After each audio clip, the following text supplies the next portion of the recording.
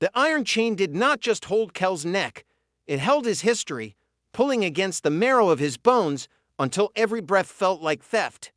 He lay in the freezing mud of the fighting pits, the copper tang of old blood rising from the earth to meet the frost. His fur, once the color of a clean winter moon, was now a map of jagged red rivers and gray dust. Round him, the world was a cacophony of heavy boots and the scent of cheap tobacco, the sounds of men who traded in misery. It began with the hunger that gnaws until the distinction between brother and prey vanishes in the lean years of the great frost. Alone, he had wandered into the path of men, thinking their hearths offered warmth, only to find that their fire was used to brand. The village around the pits grew darker.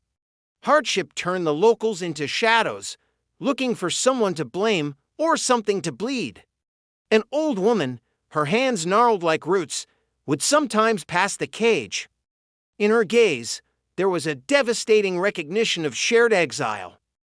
A new master arrived, a man with eyes like polished flint who saw Kale not as a living soul, but as a tool. During a fight, a sudden, torrential rain began to fall, turning the pit into a slurry of clay and water. Kale felt the water washing away the filth. He saw his enemy, the other dog, not as a foe, but as a fellow prisoner, a traveler, a man who had seen the ends of the earth. Sat by the cage humming a low, wordless melody, he offered not food, but a presence that did not demand a fight. Mercy is a terrifying thing to those who only know malice. The wolf dog did not know how to walk without the chain. He followed the man into the wilderness, his tail tucked, flinching. Years passed in the high country. The man grew frail, and now it was Kale who watched over him. The hand that rested on his fur was thin and trembling, but it held a warmth that the pits could never extinguish.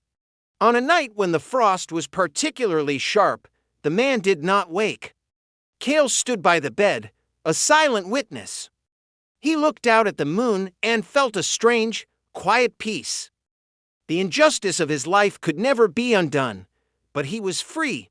He walked out into the snow, his paw prints deep and steady. He was a living reminder that the soul refuses to be broken.